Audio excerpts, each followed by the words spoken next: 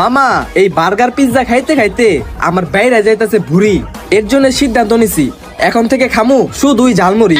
10 টাকার ঝালমুড়ি দেনছে মামা। আরে মামা আমি চলে যেতেছিলাম বাড়ি, তোমার ছন্দ শুই না তোমার জন্য এখনই বানিয়ে দিতেছি ঝালমুড়ি। ওকে মামা বানান।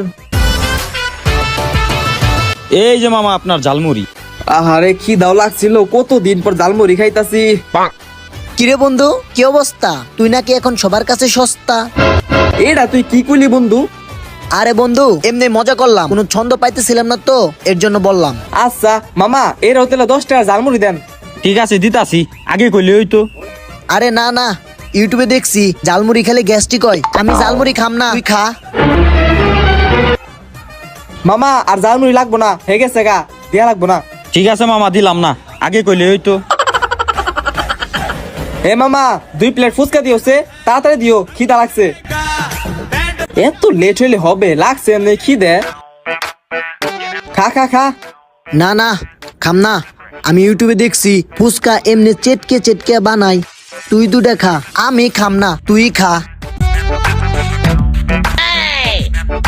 এই লো বন্ধু চা খা। দুধ চা? দুধ চা তো আমি খাই না, আমি খাই রং চা। কে তুই দুধ চা খাস না কে? এই দুধ চা যে কৌটার দুধটা বানাই ওই কৌটার দুধে তো দুধ থাকেই না, খালি থাকে কেমিক্যাল। এটা তুই কই থেকে দেখছস? ইউটিউবে দেখছি।